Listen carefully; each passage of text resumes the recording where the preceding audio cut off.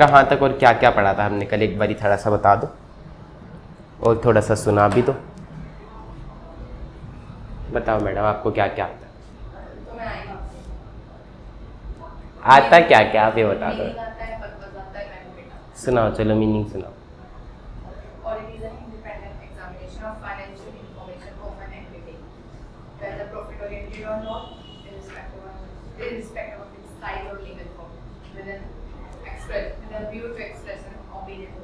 Sir आप क्या सुनाओगे?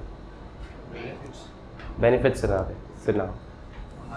ऐसे मत बोलो यार, मैं बोलूँगा और आप अब मेरे को बताते जाना, ठीक है? बेनिफिट्स में अपन ने कितने पॉइंट्स पढ़े थे? 7 पॉइंट्स पढ़े थे। सबसे पहला बेनिफिट्स को हमने कैसे याद किया था? कहानी के थ्रू कि एक एक बंदा आता जाता है, उसकी समस्या सॉल्व होती जाती है ऑडिट के थ्रू। तो सबसे पहले किसकी समस्या थी? इन्वेस्टर्स की। इन्वेस्टर्स नहीं बोलते भाई, शेयर होल्डर्स बोलते हैं। शेयर होल्डर्स की समस्या थी। क्या समस्या थी? उन्हें ट्रस्ट नहीं हो रहा था। तो ऑडिट से क्या हुआ था? उनका कॉन्फिडेंस बढ़ गया था। कॉन्फिडेंस कैसे बढ़ा था? ऑडिट से क्यों बढ़ा था कॉन्फिडेंस? ऑडिट से क्यों बढ़ा था? क्योंकि ऑडिट एक इंडिपेंडेंट मैकेनिज्म है, ठीक है? चलो दूसरा बंदा कौन आया था? क्या समस्या थी? अंबानी जी आए थे। क्या समस्या थी उनको? अंबानी जी को पैसे की जरूरत है। ओहो हो, क्या बोल रहे हो भाई तुम? अंबानी जी कहाँ से पैसा उठाएंगे? उनको अपने एम्प्लॉइज पे ट्रस्ट नहीं हो रहा था। ब्रांचेस थी बहुत सारी, उनको अपने ब्रांचेस पे ट्रस्ट नहीं हो रहा था। तो अब ऑडिट से क्या होगा? It acts as a moral check on employees. फिर नया बिजनेसमैन आया था, उसको क्या चाहिए था? पैसा चाहिए था। फिर उसको क्या, उसकी समस्या कैसे सॉल्व हुई? It will be trusted bye lenders and bankers. फिर चौथा कौन था? गवर्नमेंट थी। गवर्नमेंट को क्या फायदा हुआ? It will help in determining tax liabilities. ये सब शुरू किसकी वजह से हुआ था? क्या करा था उसने? तो अब ऑडिट से क्या बेनिफिट होगा? It will help to detect fraud and errors. और अगर फ्रॉड एंड एरर्स नहीं भी है, हो सकता है कुछ कमियां रह गई हो, तो it will help in pointing out deficiencies, ठीक है? फिर हमने क्या पढ़ा था? और पर्पस पढ़ा था। पर्पस क्या है? To enhance the degree of confidence of intended users in the financial statements. आगे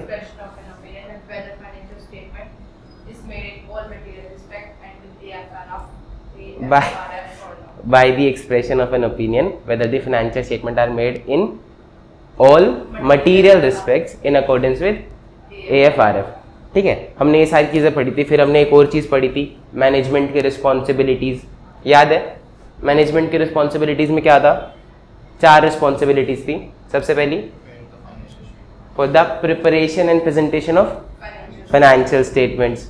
फिर to provide the auditor with all information, additional information and unrestricted access. Unrestricted access किस तक का? जो भी सारी इंफॉर्मेशन रेलेवेंट है, हाँ, जिससे भी ऑडिट एविडेंस मिल सकता है, उस तक का अनरिस्ट्रिक्टेड एक्सेस। सही है? यहाँ पे हमने अपने टॉपिक्स को खत्म किया था। हमने 1-2 टॉपिक्स और पढ़े थे कि ऑडिटर को कौन अपॉइंट करता है, ऑडिटर किसको अपनी रिपोर्ट सबमिट करता है, ठीक है? लेकिन यहाँ तक हमने पढ़ लिया था कि भाई ऑडिटर जाता है, फिर ऑडिटर मैनेजमेंट से साइन कराता है कॉन्ट्रैक्ट कि ये आपकी रिस्पॉन्सिबिलिटीज हैं, ये होंगी तभी हम ऑडिट करने आएंगे, अदरवाइज नहीं आएंगे, ठीक है? अब जब इतने सारे लोग पेड़ के नीचे बैठे थे, लोगों ने गुरुजी से सॉल्यूशन मांगा कि आप हमें सॉल्यूशन दो कि क्या कर सकते हैं। यार चला ही लो पंखा, बहुत ही दिक्कत हो रही है। हाँ चल रहा है तो नहीं चल रहा है, वो घुमा के देखियो। ये चल रहा था अभी तक ना, ये पता नहीं क्यों एकदम से बंद हो गया। थोड़ी देर पहले तक चल रहा था, हम चला रखा था हमने। अरे छोड़ दे बैठ जा, कोई नहीं, इसको आज ठीक कराते हैं। तो वो सारे लोग पेड़ के नीचे बैठे थे, सब लोगों को गुस्सा था कि ट्रस्ट इश्यूज आ गए थे, वो पैसे लेके भाग गया था, तो गुरुजी ने सॉल्यूशन दिया। तो अब सारे शेयर होल्डर्स खुश हो गए कि चलो हमको एक सॉल्यूशन मिल गया, अब हमारे पैसे डूबेंगे नहीं। सही है? तो और भी लोग थे, जैसे अंबानी जी खड़े थे, नया बिजनेसमैन खड़ा था, तो सारे शेयर होल्डर्स बैठे थे पेड़ के नीचे। उन्होंने अंबानी जी से कहा कि सुन रहे हो अंबानी जी, अब से ऑडिट होगा आपकी कंपनी का, गुरुजी ने सोल्यूशन दे दिया। और अब आप सोच भी मत लेना कि आप फ्रॉड करने वाले हो, क्योंकि हमारा ऑडिटर आएगा और जितने भी आपने कांड किए हो ना, सोफे के नीचे इन्फॉर्मेशन छुपा रखी है, पैसे छुपा रखे हैं, कुछ भी आपने उल्टा सीधा करा है, आपसे चाटे मार के इन्फॉर्मेशन निकलवाएगा। आपने देखे हैं वो सीन मूवीज में, जब कोई बंदे आते हैं सरकार की तरफ से और वो तोड़फोड़ मचाते हैं, इन्फॉर्मेशन निकलवाते हैं। तो अंबानी जी सुन के डर गए, कह रहे मैंने तो कुछ किया भी नहीं। उन्होंने गुरुजी के पैर पकड़ लिए, कह रहे गुरुजी मजे तो माल्या कर रहा है, गलती उसने की है, सजा मुझे मिलेगी, ऑडिटर आएगा वो मुझे मारेगा, मैंने तो कुछ किया ही नहीं, तो ऐसा अन्याय मेरे साथ तो मत करो। तो आप मुझे एक बात बताओ कि क्या ये सही है? अंबानी जी के साथ ऐसा होना चाहिए? नहीं होना चाहिए, जब तक उन्होंने कुछ किया ही नहीं। जब उन्होंने पता, अगर मान लो उन्होंने कुछ किया हो, पता चले, फिर तो हो भी सकता है, फिर तो जायज़ भी है, लेकिन ऐसे नहीं होना चाहिए। सही है? तो अब गुरुजी ने समझाया कि भाई तू पहले पैर छोड़ खड़ा हो, ऐसा नहीं होता। ऑडिटर, हम ऑडिटर को पढ़ाई करने की ट्रेनिंग देते हैं, जिम नहीं भेजते। तो वो ना ही आएगा, ना ही तुझे मारेगा, ऐसी कोई भी चीज़ नहीं करेगा। वो सारी चीज़ें जो तुम टीवी में देखते हो वो होती है इन्वेस्टिगेशन। वो तब कराई जाती है जब एक इंसान पे हमें भरोसा होता है कि भाई इसने कुछ ना कुछ कांड किया है, उल्टी सीधी हरकतें किया है। Investigation is done with a special purpose, कि भैया हमें पता है एक फ्रॉड किया है इसने, हमें शक है कि इसने फ्रॉड किया है। ऑडिट में हम कभी भी ऐसा नहीं करते। ऑडिट में हम जाते हैं, हमें लगता है कि हाँ सब कुछ सही ही होगा, हम देखते हैं और बताते हैं कि सब कुछ सही है कि नहीं। हम ये सोच के नहीं जाते कि इसने कुछ ना कुछ फ्रॉड किया ही है। There is not a preconceived notion. समझ रहे हो? देखो पढ़ो एक बारी, पेज नंबर 4 पे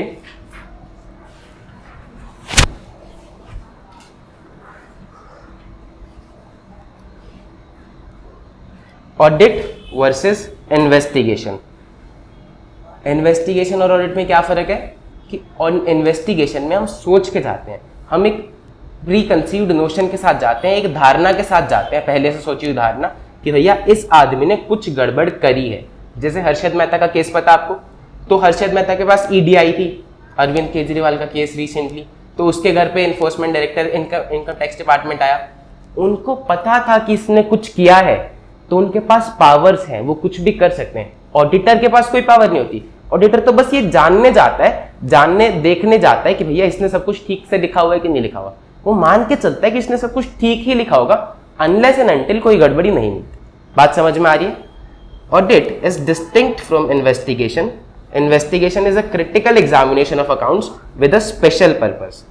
एक स्पेशल पर्पस के साथ, इस वर्ड को बहुत ध्यान से समझना। स्पेशल पर्पस, कोई भी पर्पस हो सकता है। क्वेश्चन भी आपकी किताब में अभी तक तो हमने समझा कि देखो इसमें आगे एग्जांपल क्या लिखा हुआ है, if fraud is suspected and it is specifically called upon to check accounts whether fraud really exists or not.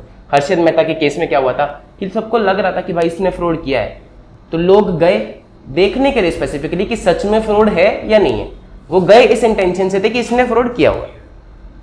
समझ में आ गया? एक स्पेशल पर्पस का मतलब, स्पेशल पर्पस का मतलब कि कुछ ना कुछ हम पहले से सोच के जाते हैं और उसके हिसाब से काम करते हैं। ऑडिट में हम कुछ सोच के नहीं जाते, तो हम सब कुछ देखते हैं, चाहे वो परचेज हो, चाहे वो सेल्स हो, चाहे वो बजटिंग हो, चाहे वो कुछ भी हो। आपकी बुक में एक क्वेश्चन है जिसमें वो बोलता है कि इंश्योरेंस डिपार्टमेंट है, एक दुकान वाला है, उसने इंश्योरेंस करा रखा है इंश्योरेंस कंपनी से, उसकी दुकान में आग लग गई। अब इंश्योरेंस वालों ने एक सीए को अपॉइंट करा और उसको भेजा कि जा भाई देख क्या एक्चुअल में कितना लॉस हुआ है। वो जा रहा है, अब डिटेल में चेकिंग कर रहा है इसके हिसाब से कि एक्चुअल में कितना लॉस हुआ है। तो क्या वो ऑडिट हुई? नहीं, वो हुई इन्वेस्टिगेशन, क्योंकि उसके पीछे एक स्पेशल पर्पस था। बात समझ में आई?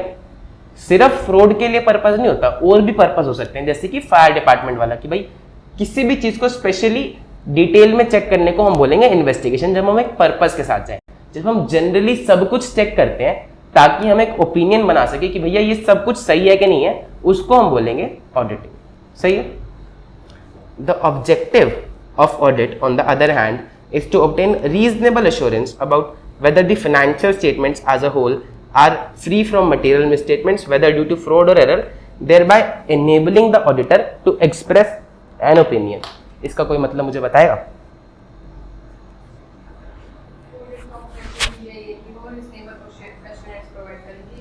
तो फाइनेंशियल स्टेटमेंट है, उसमें मिसस्टेटमेंट है या नहीं है। ऑडिट का मतलब ये है कि वो रीजनेबल एश्योरेंस प्रोवाइड करे कि फाइनेंशियल स्टेटमेंट में स्टेटमेंट है या नहीं। रीजनेबल एश्योरेंस का मतलब क्या होता है? अश्योरेंस का मतलब तसल्ली देना। अश्योरेंस का मतलब होता है तसल्ली देना। जब शेयर होल्डर्स को ट्रस्ट इश्यूज थे तो तसल्ली देने ही तो आया था ऑडिटर कि भाई मैंने चेक कर लिया है, तो चिंता मत कर, सब कुछ ठीक है। तसल्ली ही तो दे रहा है। तो ऑडिट का मतलब है रीजनेबल अश्योरेंस देना। अश्योरेंस का मतलब तो हो गया तसल्ली। अब अश्योरेंस होती है तीन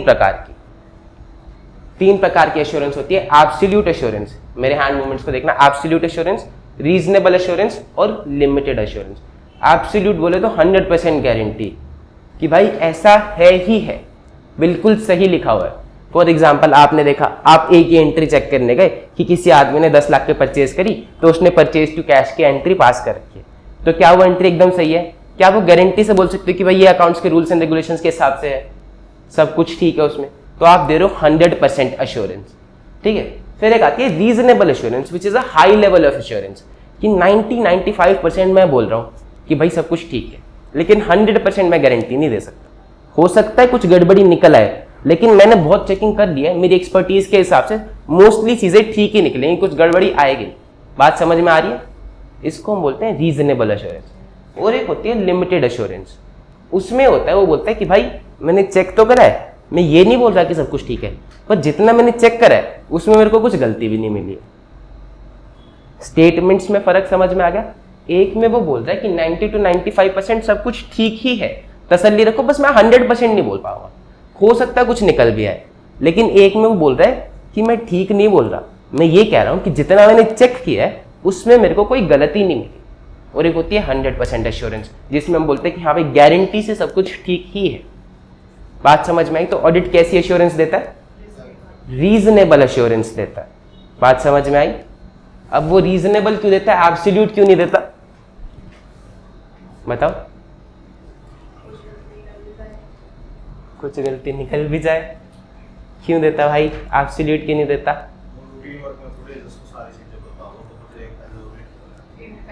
चलो हम आपको इसका अच्छा सा पूरा डिटेल में जवाब देंगे कि वो एब्सोल्यूट क्यों नहीं देता। एक बार इस टॉपिक को कंप्लीट करते हैं।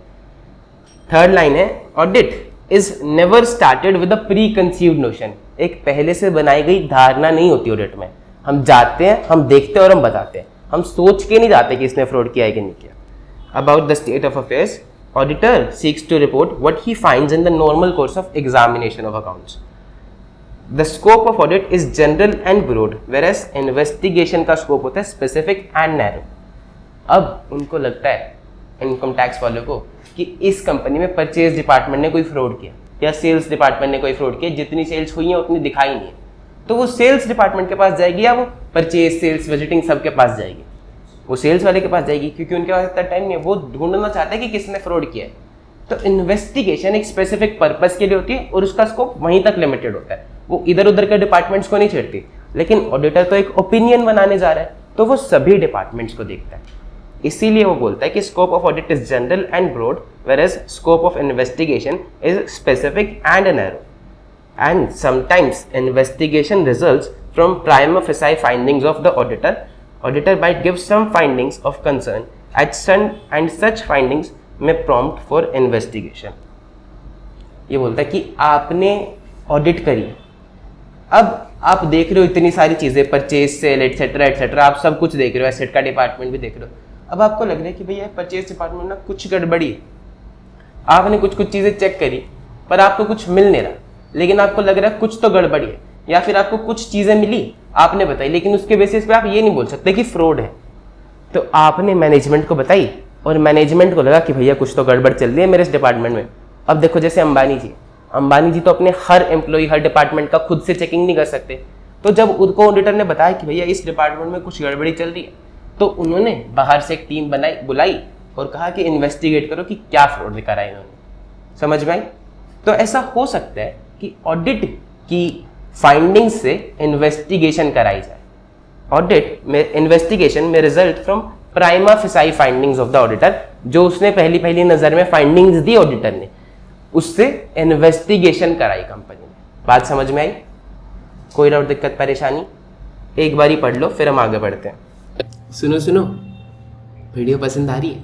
मजा आ रहा है ऑडिट पढ़ने में? अच्छी लग रही है कहानी? तो यार एक तो वीडियो को लाइक कर देना, चैनल को सब्सक्राइब कर देना और एक प्यारा सा कमेंट मेरे को कर देना प्लीज़। मुझे बहुत ही मज़ा आता है तुम्हारे कमेंट्स पढ़ने में, और फिर मैं बोर हो जाता हूँ जब मेरे को नए कमेंट्स नहीं मिलते ना। तो कमेंट कर देना, मेरे को देखना है तुम्हारा कमेंट, ठीक है।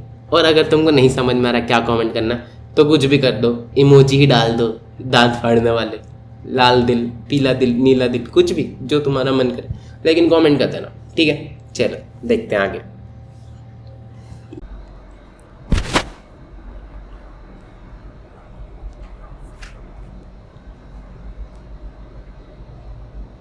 पढ़ लिया, बढ़े आगे। देखो, जब शेयर होल्डर अंबानी जी को देख रहे थे कि अंबानी जी अब ऑडिटर आएगा और आपके कान के नीचे 2 लगाएगा, तो अंबानी जी डर गए। उन्होंने गुरुजी से कहा कि ऐसा कैसे, मुझे सजा नहीं मिलनी चाहिए। उन्होंने कहा नहीं भाई, ऑडिटर तेरे से प्यार से बात करेगा, मारे मारेगा नहीं तेरे को। वो तो इन्वेस्टिगेशन होती है जब मार पिटाई होती है, ऑडिटिंग में नहीं होता ऐसा कुछ। तो अंबानी जी खुश हो गए। फिर शेयर होल्डर्स दुखी हो गए, कह रहे गुरुजी अगर ऑडिटर आएगा इतने प्यार से बात करेगा, तो अगर इस आदमी ने फ्रॉड किया होगा तो ये बताएगा थोड़ी ना। ऑडिटर पता कैसे लगा पाएगा कि इसने फ्रॉड किया है कि नहीं किया। ऐसे तो फिर हमारे पैसे रिस्क में आ जाएंगे, फिर हमारे पैसे डूब जाएंगे, ट्रस्ट इश्यूज तो हमारे खत्म ही नहीं हुए। बताइए क्या लगता है आपको, शेयर होल्डर से ही कह रहे? हाँ सोचो, शेयर होल्डर्स की स्टेटमेंट ठीक है, बात तो सही है। तो देखो गुरुजी उनको समझाते कि भाई ऐसा नहीं कि अगर वो प्यार से बात करेगा तो ये कुछ बताएंगे। ऑडिटर का काम है सब कुछ चेक करना। इन्वेस्टिगेशन में मैंने तुम्हें क्या पढ़ाया कि वो स्पेसिफिक पर्पस के लिए होता है, तो उसका स्कोप नैरो होता है, सिर्फ एक चीज पे ध्यान रखेगा। लेकिन ऑडिटिंग में तो सब कुछ कवर करेगा। He will cover all the aspects of the company, ठीक है। और सिर्फ देखेगा नहीं, वो सबूत भी इकट्ठा करेगा, प्रॉपर इंक्वायरीज करेगा, प्रॉपर रिकॉर्ड्स देखेगा, प्रॉपर डॉक्यूमेंटेशन करेगा, सब कुछ करेगा, ताकि वो इंश्योर कर सके कि जो भी फाइनेंशियल इंफॉर्मेशन इन्होंने आपको दी है वो रिलायबल भी है और सफिशिएंट भी है। यानी कि पूरी फाइनेंशियल इंफॉर्मेशन उन्होंने आपको प्रेजेंट करी है और उस फाइनेंशियल इंफॉर्मेशन पे आप भरोसा कर सकते हो। जब आप एज एन ऑडिटर जाओगे, मैंने आपको बोला था कि आप कैसे ऑडिट करोगे, उसने आपको 3 पन्ने निकाल के दे दिए, P&L, बैलेंस शीट और कैश फ्लो। तो आप क्या जमा घटा देख रहे थे क्या? आपने फाइल्स मंगाई थी कि नहीं मंगाई थी? आपको कुछ चीजें नहीं मिली थी तो आपने कुछ और फाइल्स मंगाई थी। फिर आपको कहीं गड़बड़ी मिली थी तो आप किसी के पास गए थे कि भैया मुझे बताइए इसमें क्या गड़बड़ी है। तो आप सब कुछ कवर कर रहे थे, आप एविडेंस भी इकट्ठा कर रहे थे। तो जब आप इतनी डिटेल में चेकिंग करोगे हर एक चीज की, तो आप फ्रॉड पकड़ पाओगे कि नहीं पकड़ पाओगे? पकड़ पाओगे, ठीक है। तो क्या पढ़ा हमने कि ऑडिटर एक चीज कवर करेगा कि सब कवर करेगा? सब कवर करेगा। इसको हम बोलेंगे coverage of all aspects of the entity. क्या बोलेंगे? इतने दुखी दुखी क्यों बोल रहे हो तुम लोग? क्या हुआ, मम्मी ने खाना नहीं दिया सुबह? बोलो क्या करेंगे? Coverage of all aspects of the entity. फिर वो क्या करेगा? देखेगा कि जो फाइनेंशियल इंफॉर्मेशन है वो रिलायबल है और सफिशिएंट है, ठीक है। क्या है? रिलायबल एंड सफिशिएंट है। और जितनी फाइनेंशियल इंफॉर्मेशन प्रेजेंट करी जानी चाहिए थी, एक तो चीज ये है कि उन्होंने P&L बैलेंस शीट सबमिट करा वेबसाइट पे, शेयर होल्डर्स को भेजी, वो सब सही है कि नहीं। प्लस में वो ये भी देखेगा कि जो चीज प्रेजेंट करनी चाहिए थी, बतानी तो उन्हें 10 चीजें चाहिए थी, उन्होंने 8 बता दी सही सही, 2 तो बताई ही नहीं। उन्होंने बता दिया कि सेल्स हुई 10 करोड़ की, लेकिन उन्होंने ये बताया ही नहीं कि लोन भी लिया हुआ हमने 5 करोड़ का, तो गलत है ना वो। तो ऑडिटर ये भी देखेगा कि जितनी चीजें बताई जानी चाहिए थी वो सब भी बताई गई हैं कि नहीं बताई गई, सही है। तो प्रॉपर डिस्क्लोजर फाइनेंशियल स्टेटमेंट्स का है कि नहीं है वो भी देखेगा। कंपनी ने सब सही बताया, लेकिन कंपनी ने बस एक चीज नहीं बताई कि उन पे केस चल रहा कोर्ट में, वो जहरीली कोल्ड ड्रिंक बेच रहे थे और कल को कंपनी बंद भी हो सकती है, और आपने पैसे लगा दी। तो आपको एज एन इन्वेस्टर ये बात पता होनी चाहिए थी कि नहीं होनी चाहिए थी? कंटिंजेंट लायबिलिटी हम डिस्क्लोज करते हैं कि नहीं करते हैं? करते हैं। तो ऑडिटर आपको ये भी बताएगा कि जो चीजें बताई जानी चाहिए थी वो सब बताया हुआ है कि नहीं बताया। बात समझ में आई? आओ देखते हैं एक बारी पेज नंबर 3 पे हम पढ़ रहे हैं स्कोप ऑफ ऑडिट, कि ऑडिट के अंदर क्या क्या आता है। सबसे पहले हमने जाना कि audit will cover all aspects of the entity, सब कुछ कवर करेगा auditor. Audit of financial statements should be organized adequately to cover all aspects of the entity relevant to the financial statements being audited. फिर वो देखेगा जो financial information है वो reliable भी है और sufficient भी है. The auditor should be reasonably satisfied that the information contained in the accounting records and other source data like bills voucher is reliable and sufficient basis for the preparation of financial statement. कि जिस भी information के basis पे, जिन भी bills vouchers records के basis पे, documents के basis पे फाइनेंशियल स्टेटमेंट बनाई है वो सभी रिलायबल यानी कि भरोसेमंद भी हैं और सफिशिएंट भी है. सेल्स दिखा रखी है 10 लाख की, 100 बिल्स होने चाहिए लेकिन बिल्स 80 ही हैं, तो सफिशिएंट मतलब नंबर यानी कि क्वांटिटी भी पूरी है. बात समझ में आ रही है? और वो सही बिल्स भी है. ऐसा नहीं कि कच्चे बिल हाथ से बना के दे रखे हैं और आपने कहा कि सर ये 2 बिल मिसिंग है, कह रहा सब अभी बना देते हैं, लो मेरे पास बिल बुक है, वो फाड़ के बनाने लग गया आपके सामने बिल, तो क्या वो चलेगा? तो वो देखेगा कि वो बिल्स सही होने चाहिए और नंबर यानी कि क्वांटिटी में भी पूरे होने चाहिए, रिलायबल भी और सफिशिएंट भी. The auditor makes a judgement of reliability and sufficiency of financial information by the assessment of accounting system and internal controls and by carrying out appropriate test, inquiries and procedures. वो proper test carry करेगा, inquiries करेगा, procedures carry out करेगा, तब जाके वो एक conclusion पे पहुंचेगा कि फाइनेंशियल इंफॉर्मेशन रिलायबल भी है और सफिशिएंट भी है. सही है? एंड लास्ट में वो बोल रहा है कि प्रॉपर डिस्क्लोजर भी देखेगा. The auditor should also decide whether relevant information is properly disclose in the financial statement. कि जो जो इन्फॉर्मेशन रेलिवेंट थी वो प्रॉपरली डिस्क्लोज है या नहीं है. वो अपने माइंड में रखेगा एप्लीकेबल स्टैट्यूटरी रिक्वायरमेंट्स, जैसे कि मैंने आपको एग्जांपल दिया कंटिजेंट लायबिलिटी, या फिर कोई भी पॉलिसी जैसे डेप्रिसिएशन एसएलएम से लगाया कि डब्ल्यूडीवी से, वो भी आपको डिस्क्लोज करना होता है. तो कानून जो जो बोलता है ऑडिटर देखेगा कि कंपनी ने वो सब बताया है कि नहीं बताया. ठीक है?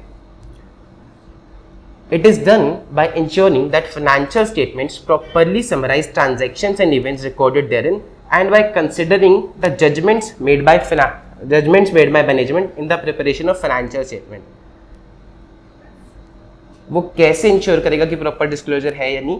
ये देख के कि फाइनेंशियल स्टेटमेंट में सब कुछ रिकॉर्ड हुआ है कि नहीं हुआ, और जो भी मैनेजमेंट ने जजमेंट लगाई है वो सही है कि नहीं है. जजमेंट्स किस किस चीज को लेकर लगाती है मैनेजमेंट? जैसे कि एसएलएम, डब्ल्यूडीवी, ये एक जजमेंट लगा रही है मैनेजमेंट की कौन सा मेथड अडॉप्ट करना है. FIFO LIFO weighted average, management एक जजमेंट लगा रही है कि कौन सा मेथड अडॉप्ट करना है. सही है? तो ऑडिटर देखेगा कि मैनेजमेंट ने सही जजमेंट्स लगाई हैं या नहीं लगाई.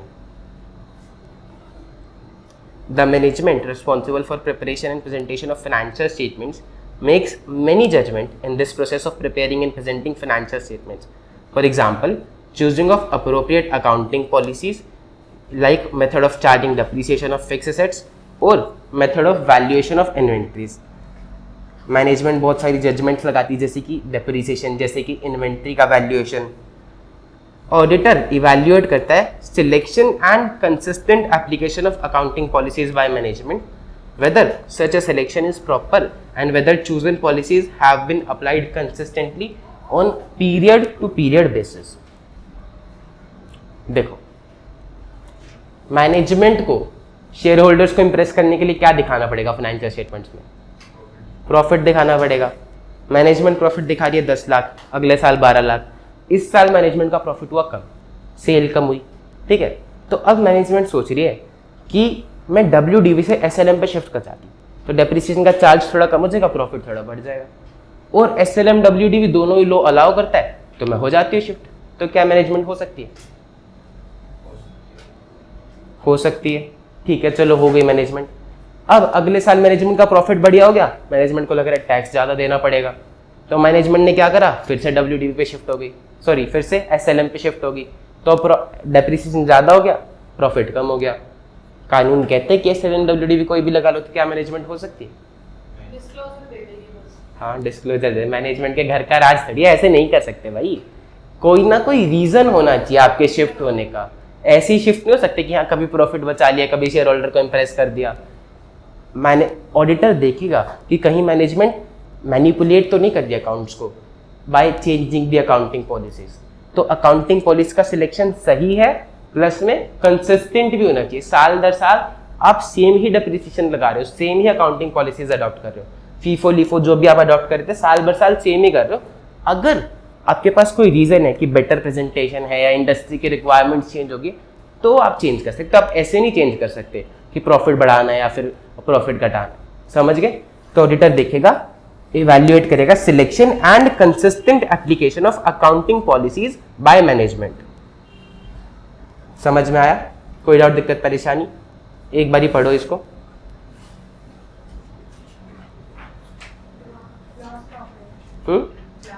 पानी पीना है? इससे भी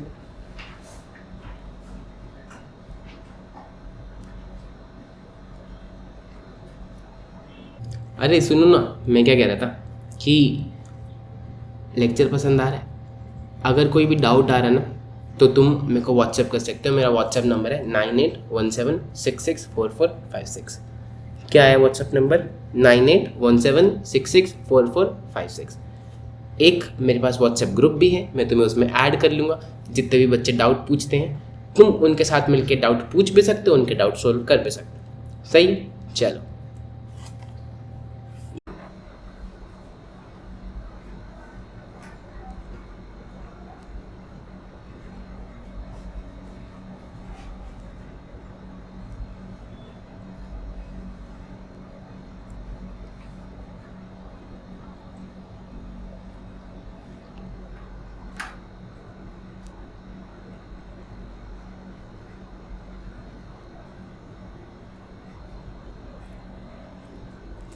पढ़ लो और पढ़ के बताना एक बारी मुझे, कोई डाउट, दिक्कत, परेशानी आ रही है क्या?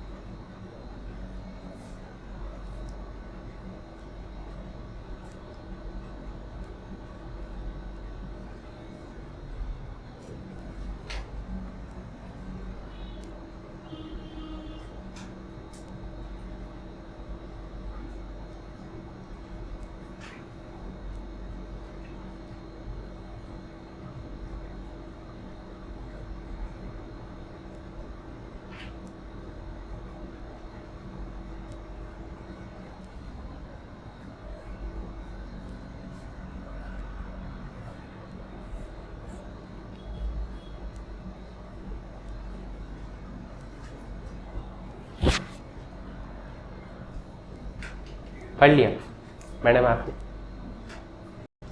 देखो ये हमने क्या पढ़ा कि ऑडिट में क्या क्या चीज़ें कवर होती हैं, स्कोप ऑफ ऑडिट। अब हम पढ़ेंगे कि ऑडिट में क्या क्या चीज़ें कवर नहीं होती।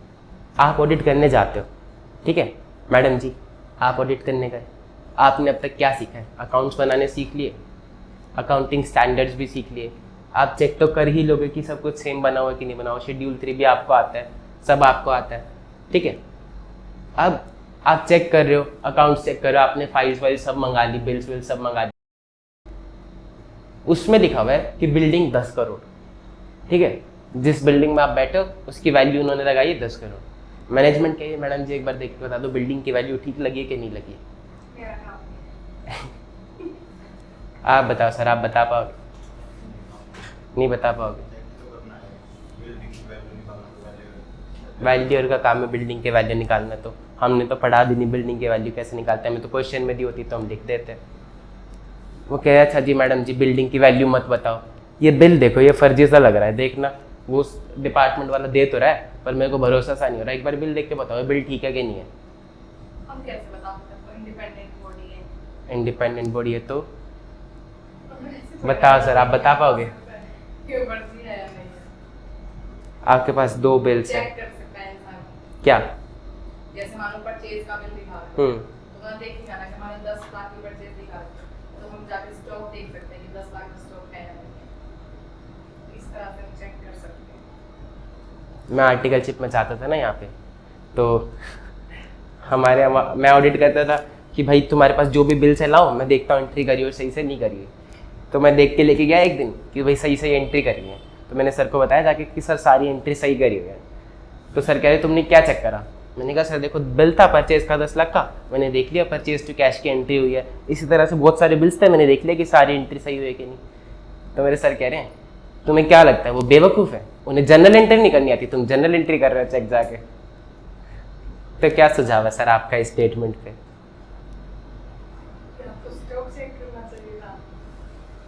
नहीं, स्टॉक पे चेक कर लोगे तो भी क्या, वो बेवकूफ़ है, स्टॉक नहीं रखना आता। क्या पता उसने खाली डब्बे रख रखे हाथ में लाने के लिए। सारी चीजें वही कर रहे हैं तो आप सर हाँ, ये तो स्टेटमेंट ही बेकार है। हमारा काम ही है चेक करना कि भाई उसने कुछ जानबूझ के गड़बड़ तो नहीं कर दी या फिर उसने कोई गलती तो नहीं कर दी। यही चेक करने हम जा रहे हैं, कॉन्फिडेंस बढ़ाने जा रहे हैं। उस टाइम मैं इतना अच्छा सा ऑडिट पढ़ा नहीं था तो मैं जवाब नहीं दे पाया, मैं चुपचाप सुन के आ गया। लेकिन तुम लोग ऐसे चुपचाप मत सुन के आना। अगर कोई तुम्हें कहे ऑडिटर का काम ही क्या है, तसल्ली देना, अश्योरेंस देना। It is a reasonable assurance engagement. बात समझ में आ रही है? ठीक है, देखो स्कोप ऑफ ऑडिट में क्या क्या चीजें नहीं आती हैं। नेक्स्ट पेज पे, पेज नंबर 4 पे, scope of audit, what it does not include. Auditor is not expected to perform duties that fall outside the domain of competence. जैसे कि फिजिकल कंडीशन चेक करना सर्टेन एसेट्स की, like machinery की, या फिर उनकी suitability या लाइफ देखना सिविल स्ट्रक्चर्स की, कि मैडम जी ये बिल्डिंग कल गिर तो नहीं जाएगी। आप नहीं देख के बता सकते हो, ना ही आपको पता है कि ये बिल्डिंग कितनी मजबूत है कितनी नहीं। वो आर्किटेक्ट देख के बताएगा, जो भी इंजीनियर होगा उस लाइन का वो देख के बताएगा। हमको कुछ नहीं पता इन सब चीज़ों के बारे में। And auditor is not an expert in authentication of documents. Auditor को ऑथेंटिकेशन भी नहीं आती डॉक्यूमेंट्स की। हमने अपने सीए में कौन से सब्जेक्ट्स पढ़े? अकाउंट्स पढ़े, लॉ पढ़ा, टैक्स पढ़ा, ऑडिट पढ़ रहे हैं, पोस्ट एफएमएसएम। हमने कहीं भी कोई ऐसा सब्जेक्ट पढ़ा कि फोरेंसिक इन्वेस्टिगेशन ऑफ डॉक्यूमेंट्स, कि हम देखें कि डॉक्यूमेंट पे सिग्नेचर सही है कि नहीं है, कैसे डॉक्यूमेंट का फर्जी पता लगाएं? नहीं पढ़ा, ना ही हम ये पढ़ने वाले। तो हम एक्सपर्ट नहीं है डॉक्यूमेंट्स की ऑथेंटिकेशन में। सही है? The genuineness of documents can not be authenticated by him because he is not an expert in this field. सही है? एंड लास्ट में ये तो आपको पता ही है कि एक ऑडिट ऑफिशियल इन्वेस्टिगेशन नहीं होती है, उसके पास कोई स्पेसिफिक लीगल पावर्स भी नहीं होती हैं कि वो सर्च कर सके या फिर स्टेटमेंट रिकॉर्ड कर सके कि भाई तू गीता पे हाथ रख के कसम का और तेरी स्टेटमेंट को हम कोर्ट में पेश करेंगे। इन्वेस्टिगेशन वाले लोग कर सकते हैं, ये लॉयर्स या फिर इनकम टैक्स डिपार्टमेंट ये करा सकता है, ओथ दिला सकता है, हम नहीं दिला सकते। हमारे पास कोई लीगल पावर नहीं है। Witness on oath which may be necessary for carrying out an official investigation. बात समझ में आई?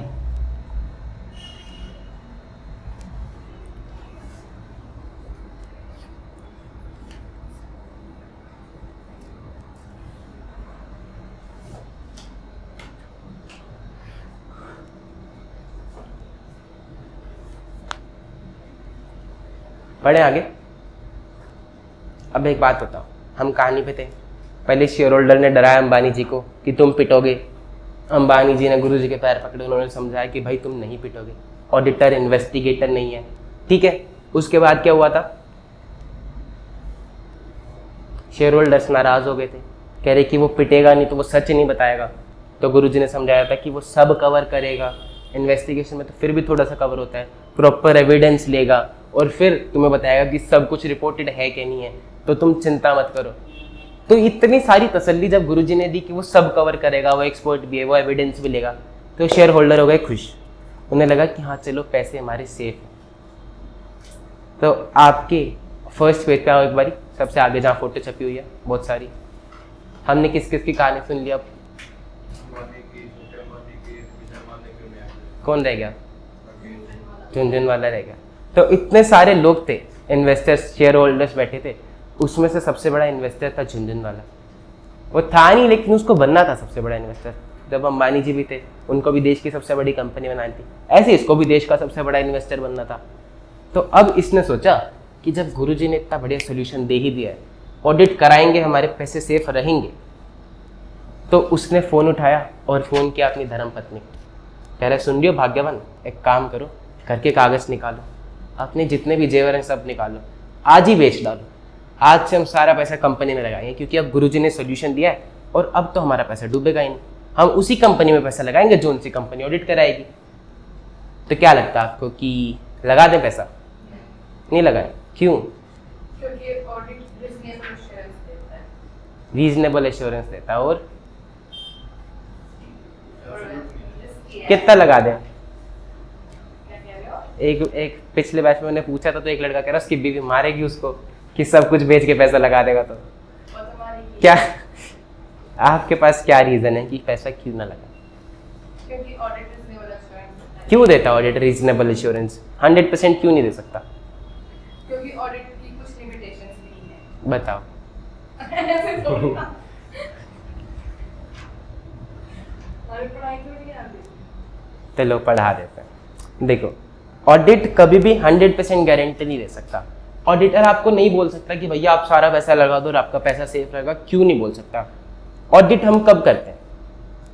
पहले अकाउंट्स बनते हैं, फिर साल के अंत में ऑडिटर आता है और ऑडिट करता है कि सारे अकाउंट सही से बने कि नहीं बने। ठीक है, दो पार्ट है प्रोसेस के, अकाउंट्स बनना और ऑडिट होना। अब एक एक करके आते हैं कि सबसे पहले तो अकाउंटिंग की ही प्रोसेस में कुछ दिक्कतें हैं। अब अकाउंटिंग तो आप लोगों ने पढ़ी है, ठीक है। अकाउंटिंग की प्रोसेस में कुछ ऐसी दिक्कतें हैं कि हर कोई अपने हिसाब से जजमेंट लगा सकता है। कोई ऐसा नहीं बता सकता कि हाँ भाई ऐसे ही होना चाहिए। बताओ वो कौन सी दिक्कत है? लाइक SLM WDV की मैनेजमेंट अपना जजमेंट लगाती है, ठीक है। अब आप धंधा कर रहे हो, आपने बहुत सारे लोगों को सामान बेचा हुआ, अब कुछ लोग आपका पैसा नहीं दे रहे, तो आपने प्रोविजन का नाम सुना है? कितना प्रोविजन बनाना है और किस किस पे बनाना है, ये कौन डिसाइड करेगा? मैनेजमेंट डिसाइड करेगी। क्या ये सब्जेक्टिव है या फिर प्रोविजन का एक ही रेट होता है पूरे देश में? अलग अलग देश अलग अलग रेट हो सकते हैं, अलग अलग मैनेजमेंट के हिसाब से। अलग अलग बैड डेट्स को अलग अलग प्रोविजन बना सकते हैं कि भाई ये बैड डेट तो है ही ना, ये डेटर तो बेकार है, इसमें मैं 20-30% का प्रोविजन बनाऊंगा, और ये तो अपना भाई है 20 साल से काम कर रहा अपने साथ, इस बार नहीं भी दिए 2 महीने बाद दे देगा पैसे, तो मैं इस पर कोई प्रोविजन नहीं बना रहा। तो मैनेजमेंट का ये कहना गलत होगा क्या कि मैं इस पर कम प्रोविजन बनाऊंगा और इस पर ज़्यादा? मैनेजमेंट कर सकती है ऐसा, लेकिन ऑडिटर कब आया कंपनी में? साल के आखिर में। उसको क्या पता कि वो डेटर कैसा है? उसको क्या पता कि मैनेजमेंट सच बोल रही है कि झूठ बोल रही है? तो क्या ऑडिटर मैनेजमेंट का गला पकड़ के उसको बोल पाएगा कि सच सच बता दे, वरना पिटेगा? नहीं बोल पाएगा। तो ऑडिटर के पास क्या कोई और तरीका है ये निकालने का कि जजमेंट सही है कि नहीं? लग तो नहीं रहा। ऑडिटर के पास कोई और तरीका नहीं है। अब 4 अलग अलग कंपनी वाले अलग अलग प्रोविजन का रेट बना रहे हैं, अलग अलग रिजर्व डाल रहे हैं कि भैया मेरे को अपनी कंपनी में इतना रिजर्व चाहिए, मेरे को अपनी कंपनी में उतना रिजर्व चाहिए, ठीक है। अलग अलग पॉलिसीज लगा रही कि कोई फीफो, कोई लिफो, कोई वेटेड एवरेज। तो जब अकाउंट्स ही एक जैसे नहीं बन सकते, तो ऑडिटर कैसे कह सकता है कि भैया ये 100% ठीक है, यही होना चाहिए? अगर मैं भी आपसे टाइम पूछूं, टाइम क्या हो रहा है? ये घड़ी में ही देखती रहती लगा। इतना है भी नहीं, मैंने तुक्का मारा 50 से। 11:50 हो रहे। मैं आपसे पूछूं टाइम क्या हो रहा है, तो आप भी फोन में देख के ये बताओगे कि 11:50 हो रहे। तो ये एक ऐसा सवाल है जिसका जवाब सेम रहेगा चाहे आप किसी से भी पूछो। सबके मोबाइल में इंटरनेट कनेक्टेड है, सबके मोबाइल में स्टैंडर्ड टाइम आता है। इस तरह के सवाल हैं जिनका सेम जवाब होता है, लेकिन वही प्रोविजन कितना बनाना है, रिजर्व कितना रखना चाहिए, पॉलिसी कौन सी अडॉप्ट करनी है, इसके जवाब वेरी कर सकते हैं company to company, organisation to organisation. तो जब अकाउंटिंग की प्रोसेस ही 100% रिजिड नहीं है, 100% सेम जवाब नहीं दे सकती। आपने फीफो लगाया, उसने लीफो लगाया, दोनों ही सही है क्या? सही है ना?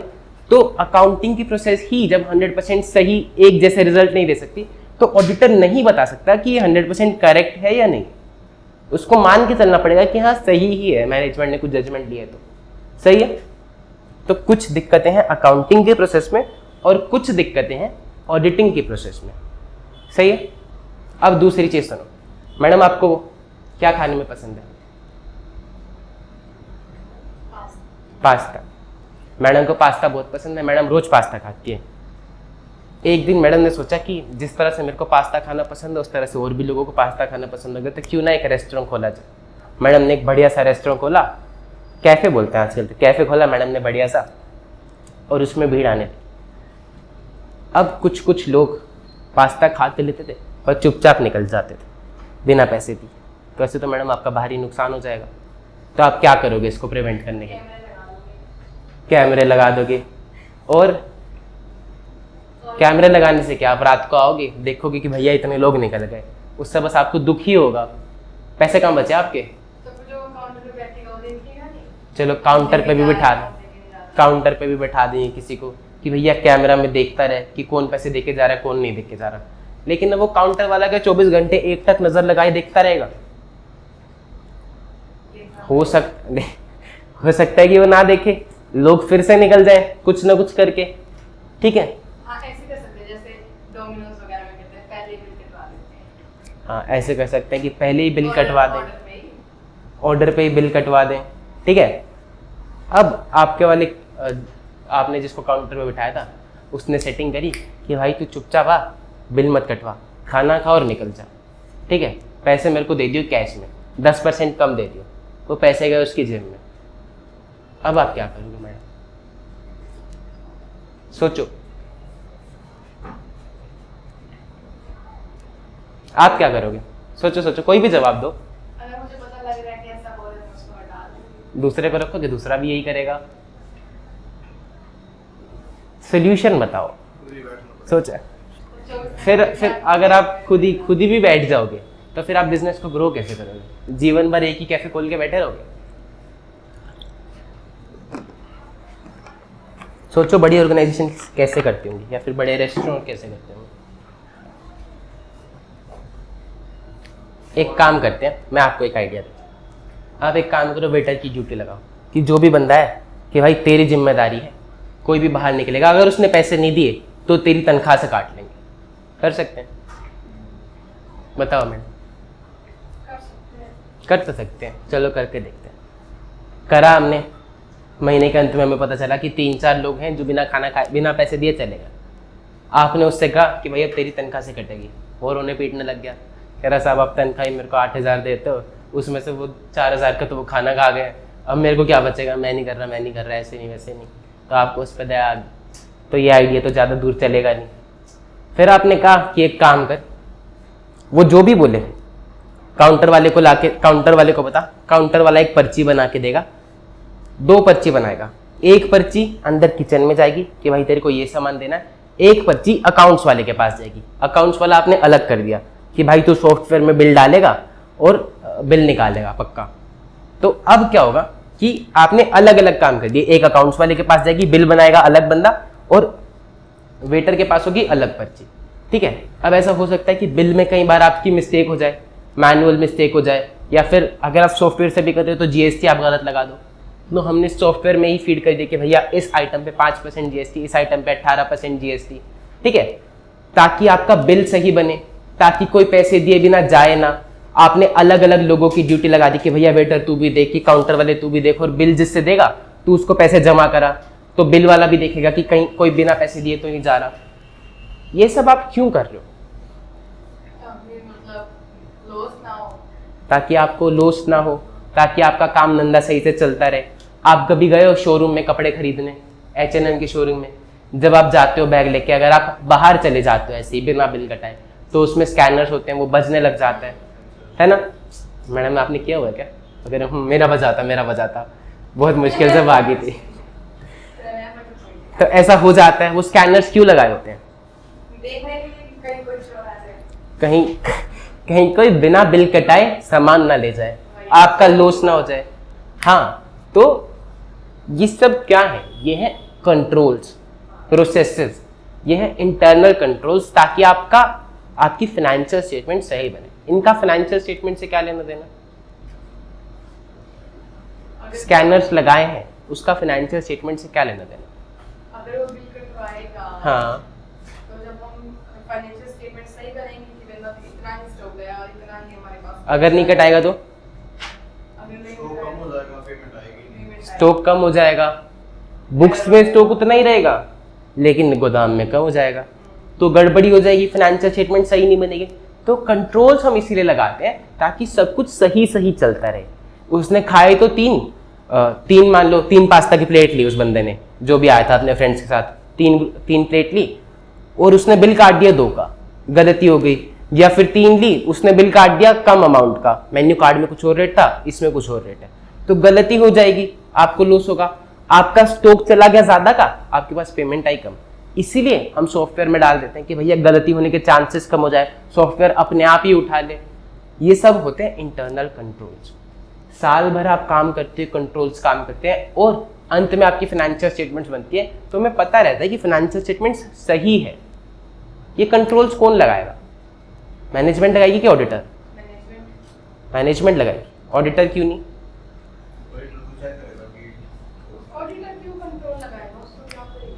उसको क्या पड़ी है? मैनेजमेंट का काम है। मैनेजमेंट चाहेगी ना कि मेरे धंधे में लॉस ना हो। अंबानी जी चाहेंगे कि भैया रिलायंस फ्रेश वाले हैं जो ये अपना काम सही से करें, मेरे धंधे में नुकसान ना हो जाए। मैनेजमेंट को चाहिए कि अपने धंधे में नुकसान होने से बचाए, फाइनेंशियल स्टेटमेंट्स सही बनाए। ऑडिटर का काम सिर्फ फाइनेंशियल स्टेटमेंट्स को चेक करना है। अब हो सकता है कि मैनेजमेंट ने कंट्रोल्स तो बहुत बढ़िया लगाए हैं, आपने 3 लोग लगा दिए, एक वेटर भी लगा दिया, एक कैमरे वाला बंदा भी लगा दिया जो काउंटर में बैठ के बिल बनाता है, और एक पेमेंट वाला बंदा भी लगा दिया जो सॉफ्टवेयर से बिल बनाता है। अब उन तीनों लोगों ने आपस में मीटिंग करी और तीनों ने कहा कि भाई तू चुपचाप उसको दे दियो, मैं तेरे को व्हाट्सएप करूँगा, तो उसका सामान ला के दियो, और मैं भी बिल बनाऊंगा ही, ना हाथ से बनाऊंगा ना सॉफ्टवेयर से बनाऊंगा, चुपचाप वो चला जाएगा। तो अब आपके कंट्रोल फेल हो गए, है ना? मैनेजमेंट कह रही, मैडम कही कैसे चलाऊं मैं धंधा, मेरा तो दिमाग खराब हो गया। क्या करोगे मैडम? अब आप कुछ और कंट्रोल सोचेंगे। इसको हम बोलते हैं फेलियर ऑफ इंटरनल कंट्रोल। ये जो मैडम ने करा था कि तेरी ड्यूटी अलग, तेरी ड्यूटी अलग, तेरी ड्यूटी अलग, कि तू बिल काटेगा, तू पेमेंट लेगा, तू नजर रखेगा, इसको हम बोलते हैं सेग्रीगेशन ऑफ ड्यूटीज।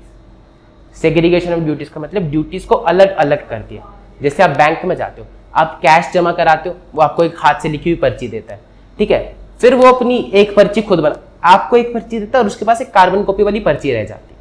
फिर वो पर्ची जाके अंदर देता है, जो बंदा सॉफ्टवेयर में एंट्री करता है कि इतना कैश मेरे पास आ गया। या फिर आप स्कूल जाते थे तो एक मैडम होती थी जो आपकी फीस काटती थी। अगर कभी आपकी फीस लेट हो जाती थी तो किसी को भेजा जाता था कि भैया इन बच्चों की फीस नहीं है, इनको बोलो, रिमाइंड कराओ जाके। तो वो भी क्या था? इंटरनल कंट्रोल, ताकि आपके बच्चे फीस देते रहे टाइम से, आपको बिजनेस में नुकसान ना हो। फिर आपने सोचा कि स्कूल ही बेकार है, फीस ही फीस मांगते रहते, मैं स्कूल ही छोड़ के जा रही हूँ। आप गए स्कूल के प्रिंसिपल के पास कि मेरे को ट्रांसफर सर्टिफिकेट चाहिए, क्यों नहीं देगा? वो कहेगा कि पहले नो ड्यूज का फॉर्म लेके आओ, उनसे नो ड्यूज लिखवा के लाओ काउंटर से, फीस काउंटर से। आप जाओगे फीस काउंटर से नो ड्यूज लिखवाने, आपने फीस दे दी, ठीक है। फिर वो कहेगा जा लाइब्रेरी से NOC लेके आओ, नो ऑब्जेक्शन सर्टिफिकेट। आप लाइब्रेरी जाओगे तो कहेंगे आपके नाम पे एक किताब इशू है, आप वो किताब जमा कराओ। फिर वो कहेगा स्पोर्ट्स वाले से NOC लेके आओ। तो अलग अलग डिपार्टमेंट्स पे आपको भेजेगा ताकि कहीं पे भी आपका कुछ रह ना जाए। बास्केटबॉल वाला कहेगा कि भैया आपके नाम पे एक बास्केटबॉल इशू, आप वो रिटर्न करो। आपको कोई घुमा दी तो वो बोलेगा 800 रुपये कट जाएंगे आपके। तो इस तरह से पूरा सिस्टम बना होता है कि कोई भी बच्चा अगर छोड़ के जाए तो एटलीस्ट बिजनेस को नुकसान ना, सही है, ताकि आपके फाइनेंशियल स्टेटमेंट्स सही बने। अब फाइनेंशियल स्टेटमेंट्स कौन बनाती है? मैनेजमेंट। कब बनाती है?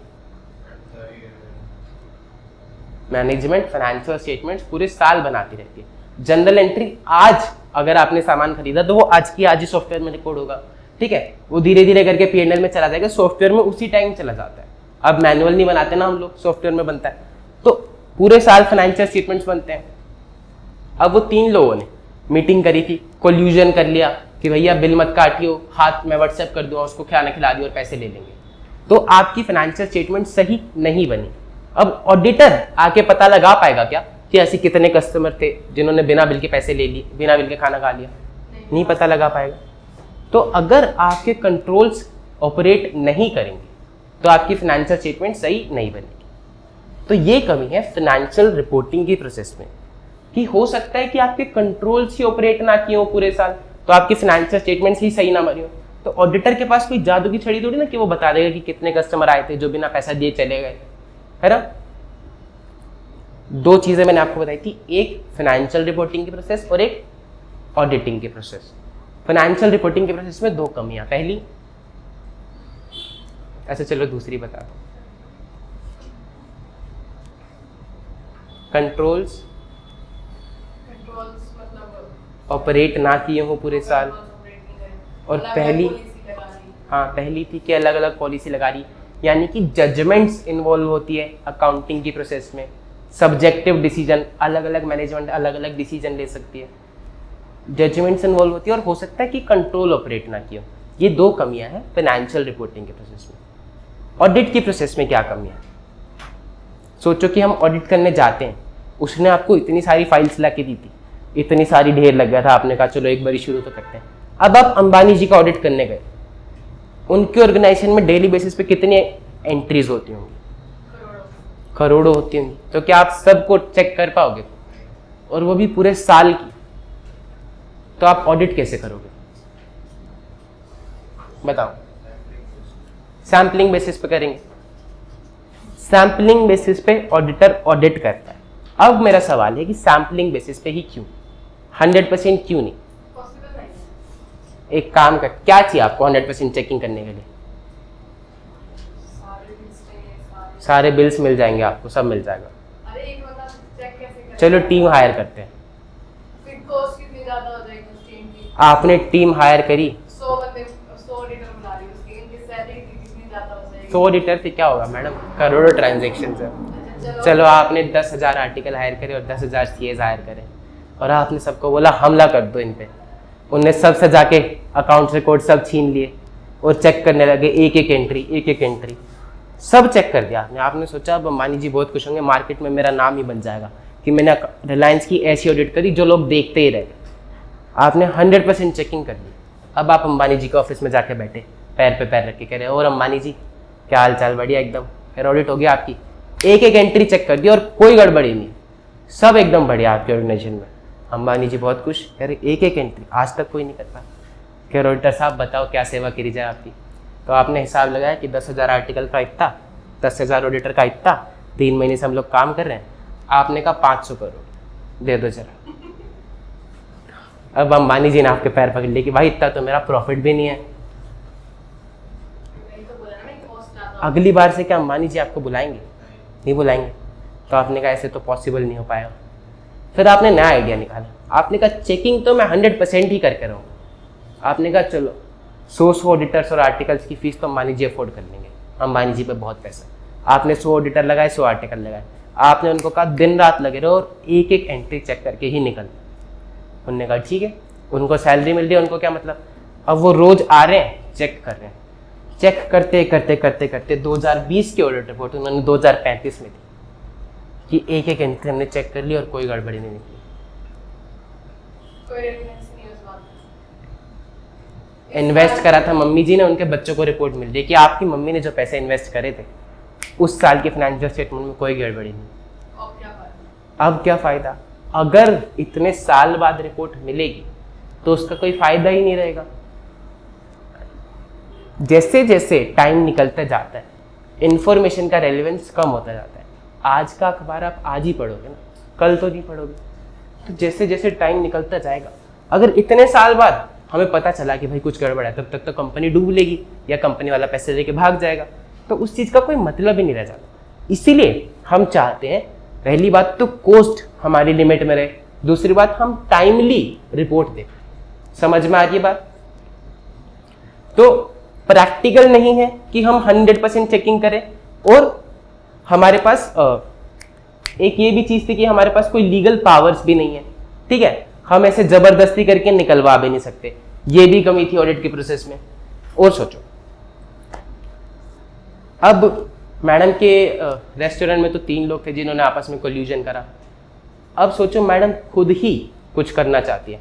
मैडम चाह रही कि भैया पैसे बहुत ज़्यादा हो गए, पैसे बहुत, प्रॉफिट बहुत बढ़िया आ रहे हैं, इतना टैक्स नहीं देना मेरे को। तो मैं क्या करती हूँ, कुछ और सामान खरीद देती हूँ झूठ मूठ का। मैडम ने करा अपने किसी चाहने वाले को फ़ोन, अरे सुन एक मेरे को 10 लाख का बिल दे दे और मैं तेरे को पैसे ट्रांसफ़र करती हूँ, सामान वामान बेचने की ज़रूरत नहीं। उसने बिल दिया, मैडम ने उसको पैसे ट्रांसफ़र करे और जाके कैश में दे दी। क्या ऐसा हो सकता है? अब बिल आ गया, ठीक है, या फिर मैडम ने कहा कि सामान नहीं आएगा तो स्टॉक कम हो जाएगा, ऑडिटर पकड़ लेगा। मैडम ने कहा तू मेरे को 1 लाख का स्टॉक दे, 10 लाख का बिल दे। मैडम ने 1 लाख का सामान 10 लाख में खरीदा। या फिर सरकारी कंपनीज भी ऐसे करती है। आपको पता है एक थोड़े टाइम पहले डील साइन हुई थी राफेल जेट्स को लेके, मतलब फाइटर जेट्स होते हैं जिनका नाम था राफेल जेट्स, और सरकार ने वो खरीदे थे ताकि उनके देश की सिक्योरिटी बने रहे, मोदी सरकार ने। तो गांधी सरकार ने बहुत हल्ला मचाया था कि इन्होंने बहुत महंगे खरीदे, बहुत महंगे खरीदे। तो 1 करोड़ का जो जेट था उन्होंने 2000 करोड़ का खरीदा। इतने महंगे महंगे जेट्स खरीदे, क्यों? क्योंकि बाकी का पैसा वो अपने पास ले गए। सरकार का पैसा, देश का पैसा, जनता का पैसा था, उन्होंने खरीदा, बिल ले लिया पूरा, लेकिन सामान कम का आया, बाकी का पैसा उनके घर में चला गया। सही है? तो ऐसे करा जा सकता है। अगर ऐसा होगा तो ऑडिटर को कैसे पता चलेगा कि अब सामान पूरा आया है कि नहीं आया? ऑडिटर को थोड़ी ना पता है कि ये सामान 1 लाख का है कि 10 लाख का। ऑडिटर को नहीं पता कि फाइटर जेट कितने का आना चाहिए। वो तो जो बिल दिखाएंगे, ऑडिटर देखेगा कि हाँ 10 जेट्स आए, इतने का बिल है, इतने की एंट्री है, वो बता देगा कि सही है। तो अगर मैनेजमेंट ही डिसऑनेस्ट हो जाएगी, अंबानी जी अपनी कंपनी वालों से बोलें कि भैया एक काम करो, उस पार्टी से सामान खरीदो, वो महंगे में दे रही है तो भी खरीदो। अंबानी जी ने सेटिंग कर ली उससे, अब पैसे जा रहे हैं, सामान कम आ रहा है और बिल पूरा आ रहा है, तो क्या ऑडिटर पता लगा पाएगा?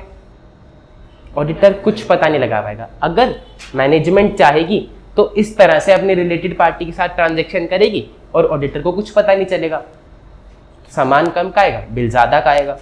ठीक है? या फिर मैनेजमेंट झूठे डॉक्यूमेंट्स भी लगा सकती है। मैनेजमेंट को परचेज की एंट्री करनी है, सेल की एंट्री करनी है, या एक्सपेंस की एंट्री करनी है। मैनेजमेंट ने एक्सपेंस डाल दिया कि भैया हमने बिल्डिंग का पेंट कराया, बिल्डिंग का रिनोवेशन कराया, 10 लाख का एक्सपेंस डाल दिया। ऑडिटर आया साल के अंत में, उसको थोड़ी ना पता कि पिछले साल बिल्डिंग का क्या पेंट था, या फिर साल भर में बिल्डिंग के पेंट का काम हुआ है क्या नहीं हुआ। मैनेजमेंट ने कराया एक कमरे में और बता दिया पूरी बिल्डिंग का कराया। तो अगर मैनेजमेंट झूठे बिल लगाएगी तो क्या आप पकड़ पाओगे कि झूठे बिल है सच्चे बिल है? बिल तो प्रिंटर से ही निकलता है, मैनेजमेंट वैसा का वैसा सेम बना के निकाल देगी और लगा देगी, बता देगी लेबर को पेमेंट करिए, आप चेक भी नहीं कर पाओगे, है ना? तो झूठे डॉक्यूमेंट्स मैनेजमेंट लगा सकती है, या फिर मैनेजमेंट फ्रॉड भी कर सकती है। मैनेजमेंट फ्रॉड करेगी, हो सकता है ऑडिटर पकड़ ले, लेकिन हो सकता है कि मैनेजमेंट समझदारी से फ्रॉड करे, एक एक एंट्री जैसे जैसे होनी चाहिए थी उसका इफेक्ट वहां वहां डाले। मैनेजमेंट को क्या अकाउंट्स बनाने नहीं आते? आते ही हैं। मैनेजमेंट के साथ भी बहुत सारे समझदार लोग काम कर रहे हैं। तो एक एक एंट्री इतनी डिटेल में उन्होंने डाली कि अब ऑडिटर को पता ही नहीं चल रहा कि कहाँ गड़बड़ है। तो क्या ये सिनेरियो पॉसिबल है? हो सकता है। तो मैनेजमेंट अगर फ्रॉड करे, झूठे डॉक्यूमेंट्स बनाए, रिलेटेड पार्टी के साथ ट्रांजैक्शन करे, तो ऑडिटर इसको शायद नहीं भी पकड़ पाए। इसीलिए ऑडिटर 100% एश्योरेंस नहीं दे सकता। बात समझ में आ रही है? देखें एक बारी, चार्ट पे आओ, पेज नंबर 6 पे।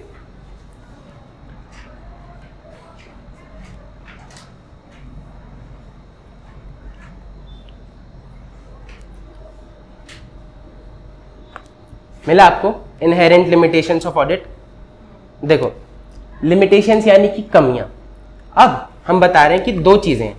पहला, फाइनेंशियल रिपोर्टिंग की प्रोसेस में कुछ कमियां हैं, और दूसरा ऑडिट की प्रोसेस में भी कुछ कमियां हैं। फाइनेंशियल रिपोर्टिंग की प्रोसेस में क्या कमी है? जजमेंट्स बाय मैनेजमेंट, यानी कि मैनेजमेंट सब्जेक्टिव डिसीजन ले सकती है, जैसे कि SLM, WDV, FIFO, LIFO, weighted average. And दूसरा, controls may not have been operated. हो सकता है कि साल भर कंट्रोल्स काम ही ना किए, तो फाइनेंशियल स्टेटमेंट सही ना बनी हो, वो बजर बज ही नहीं रहे, लोग सामान लेके जा ही जा रहे हैं। अब स्टॉक्स बुक्स में ज्यादा है और गोदाम में कम है। समझ रहे हो? फिर कुछ कमियां ऑडिट प्रोसीजर्स में। सबसे पहला है practical and legal limitation. Practically हम 100% चेकिंग तो कर ही नहीं सकते, सैंपल बेसिस पे अपने को चेक करना पड़ेगा। एंड लीगल लिमिटेशन बोल लो, अपन कॉलर पकड़ के भी जबरदस्ती इंफॉर्मेशन नहीं निकाल सकते कि बता तूने कौन सी झूठी ट्रांजैक्शन करी है। फिर अगर मैनेजमेंट फ्रॉड करे, केयरफुली, ध्यान से देखो, मैनेजमेंट फ्रॉड करना चाहेगी, जैसे DHFL या फिर ICICI की चंदा कोचर या फिर विजय माल्या या फिर नीरव मोदी, इन सब ने फ्रॉड किया, ये लोग नहीं पकड़े गए। क्योंकि मैनेजमेंट फ्रॉड करना करेगी तो मैनेजमेंट छुपाना चाहेगी ना कि फ्रॉड कोई पकड़ ना पाए, तो ध्यान से एंट्रीज डालेगी, एक एक एंट्री का ध्यान रखेगी। तो अगर कोई फ्रॉड है तो मैनेजमेंट चाहेगी कि वो पकड़ में ना आए। तो हो सकता है कि शायद ऑडिटर की पकड़ में ना भी आए वो, क्योंकि उन्होंने इतने ध्यान से कर रखा है। एंड फैब्रिकेटेड डॉक्यूमेंट्स, कि अगर उन्होंने झूठे डॉक्यूमेंट्स लगा रखे होंगे तो पता नहीं चलेगा। फिर लास्ट में, अगर मैनेजमेंट ने रिलेटेड पार्टी के साथ ट्रांजैक्शन करी होगी तो हो सकता है कि ऑडिटर को ना पता चले कि भैया ये ट्रांजैक्शन सही है कि नहीं है, प्रॉपर प्राइस पे है कि नहीं। समझ में आ रही है बातें? प्रैक्टिकल से एक नीचे एरो निकल रहा है जिसमें लिखा हुआ है timeliness of financial reporting and decrease in relevance of information over time. हमने पढ़ा था कि हम सैंपल बेसिस पे ही करेंगे, पूरी नहीं कर सकते। 2020 की रिपोर्ट 2035 में देने का कोई सेंस नहीं है। इसका मतलब ये है कि हमें फाइनेंशियल रिपोर्टिंग को टाइमली करना पड़ेगा, और जैसे जैसे टाइम गुजरता जाता है उसी तरह से इंफॉर्मेशन का रेलिवेंस भी कम होते जाता है। लास्ट में लीगल लिमिटेशन से एरो निकल के वो बोलता है कि it is not in the nature of investigation, कि हमारे पास इन्वेस्टिगेशन की पावर नहीं है, तो हम इतनी डिटेल में या फिर बहुत ज़्यादा सवाल जवाब नहीं कर सकते, ओथ नहीं निकलवा सकते, या फिर हम तोड़ फोड़ करके इन्फॉर्मेशन नहीं निकलवा सकते। समझ रहे हैं? तो इसीलिए हम 100% अश्योरेंस नहीं दे सकते। सारा सवाल क्या था कि हम 100% अश्योरेंस क्यों नहीं दे सकते, ये सब जवाब है उस सवाल के कि इस कारणों की वजह से हम 100% अश्योरेंस नहीं दे सकते। समझ में आ रही चीजें? एंड लास्ट में फ्यूचर इवेंट्स। झुंझुनवाला जी अगर लगा भी दें पैसे, ऑडिटर ने एक एंट्री चेक कर भी ली, मान लो 100% इंश्योरेंस दे भी दी, सब कुछ सही चल रहा है, अब कल को आ गया कोरोना, फिर से लॉकडाउन लग गया, वो अच्छी भली कंपनी चलती चलती हो गई बंद, तो पैसे तो डूब जाएंगे। तो क्या ऑडिटर बता सकता है कि कल को क्या होने वाला है? इतनी बढ़िया कंपनी चल रही थी, Airtel, Videocon, Aircel etcetera etcetera, एकदम से अंबानी जियो लेके आए और सारी कंपनी बंद हो गई। तो ऑडिटर को थोड़ी पता कि कल को मार्केट में क्या होने वाला है, इसीलिए भी ऑडिटर 100% एश्योरेंस नहीं दे सकते। समझ रहे हो? आओ एक बारी देखें, ये पहले इस चार्ट को पढ़ो, ध्यान से पढ़ लो, थोड़ा सा याद कर लो, फिर तुम्हें टॉपिक पढ़ाऊंगा। जब आप बोलो मैडम, जब ओवर कर देंगे। बताओ, ये पढ़ा दूं मैं?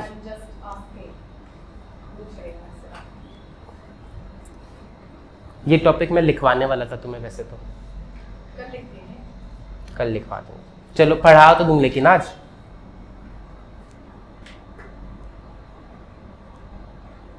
सुनो सुनो, वीडियो पसंद आ रही है, मज़ा आ रहा है ऑडिट पढ़ने में, अच्छी लग रही है कहानी, तो यार एक तो वीडियो को लाइक कर देना, चैनल को सब्सक्राइब कर देना, और एक प्यारा सा कमेंट मेरे को कर देना प्लीज़। मुझे बहुत ही मज़ा आता है तुम्हारे कमेंट्स पढ़ने में, और फिर मैं बोर हो जाता हूँ जब मेरे को नए कमेंट्स नहीं मिलते ना, तो कमेंट कर देना, मेरे को देखना है तुम्हारा कमेंट, ठीक है? और अगर तुमको नहीं समझ में आ रहा क्या कमेंट करना, तो कुछ भी कर दो, इमोजी ही डाल दो, दांत फाड़ने वाले, लाल दिल, पीला दिल, नीला दिल, कुछ भी जो तुम्हारा मन करे, लेकिन कमेंट कर देना, ठीक है? चलो देखते हैं आगे।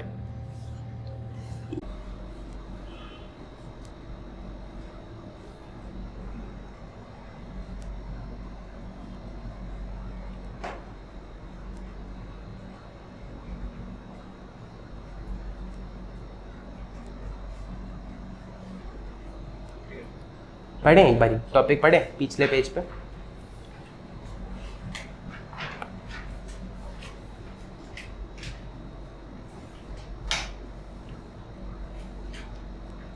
देखो मैं रेड कीवर्ड्स पढ़ाता हूँ एक बारी, और फिर तुम पढ़ के देखना तुम्हें कुछ समझ में आ रहा है कि नहीं आ रहा। देखो, inherent limitations of auditing. Inherent का मतलब क्या होता है? मतलब कि उस प्रोसेस के अंदर ही, उस प्रोसेस का नेचर ही ऐसा है कि उसमें कुछ कमी है जिसमें कोई कुछ कर नहीं सकता। समझ में आ रही बात? इनहेरेंट का मतलब होता है उसका नेचर ही ऐसा प्रोसेस का या किसी भी चीज़ का, ठीक है?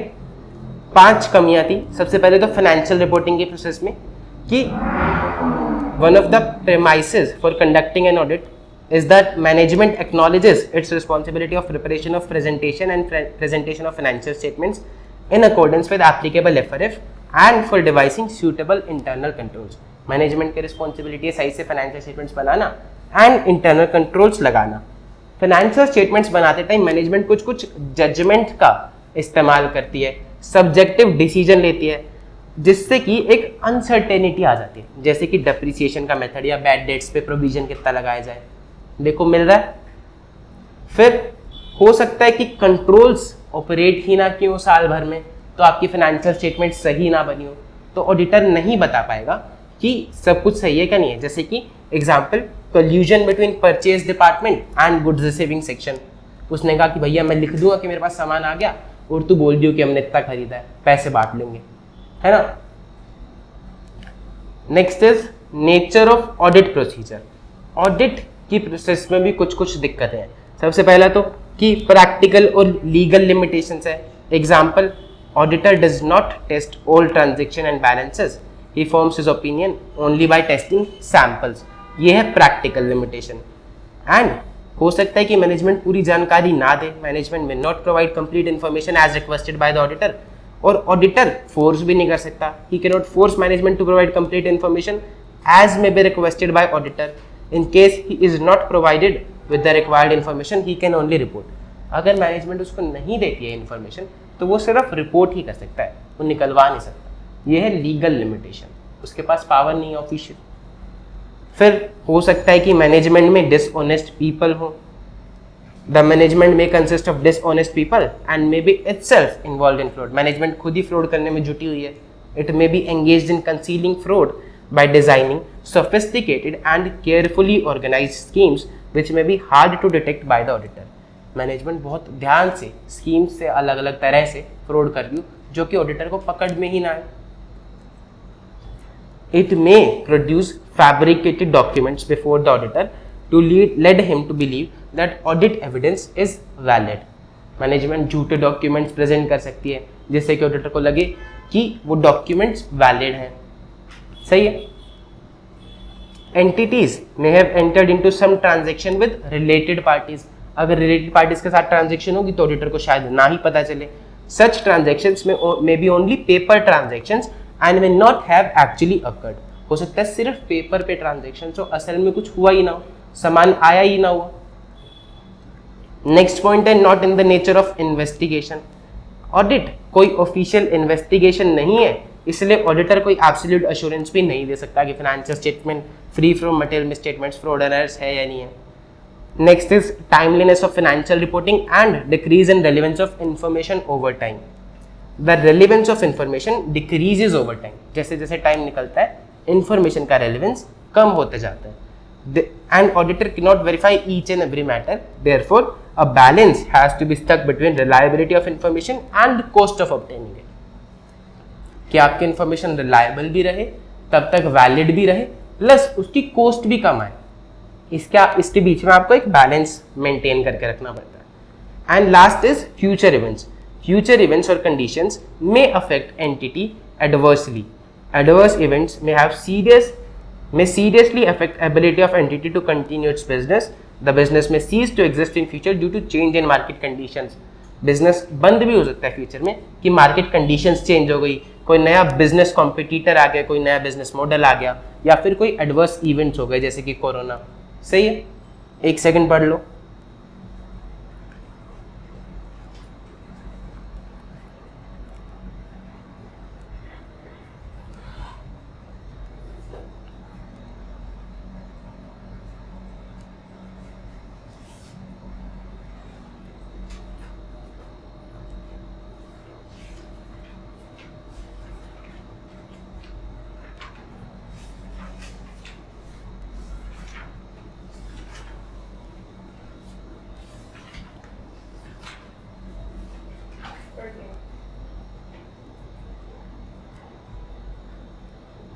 सुन लो मैडम, सुन लो, सुनाओ। यही limitations of audit. Nature of audit procedure, nature of financial reporting और हेडिंग बता रही हूँ। ऑडिट और फ्यूचर इवेंट्स और टाइमलीनेस ऑफ फाइनेंस, मतलब कि वो उसका रिलेवेंस कम हो जाता है फाइनेंशियल इंफॉर्मेशन का अगर वो टाइमली ना बनाई जाए तो। ठीक है, और एक और है इन्वेस्टिगेशन, हाँ, ऑफिशियल इन्वेस्टिगेशन। ठीक है, पढ़ लो सर, कोई डाउट दिक्कत परेशानी है तो पूछ लो। कुछ और पूछना हो आप लोगों को? क्या पूछेंगे जब याद नहीं हो पाएगा तो यही दिया आपको।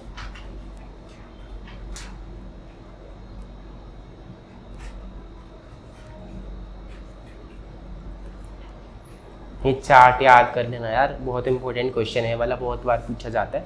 वो चार्ट में की, हाँ जी, मैं आपको क्वेश्चन बैंक दूंगा ना जब आपको दिखाऊंगा कि कितने ज़्यादा डायरेक्ट क्वेश्चंस आते हैं, सीधा सीधा लिखा हुआ।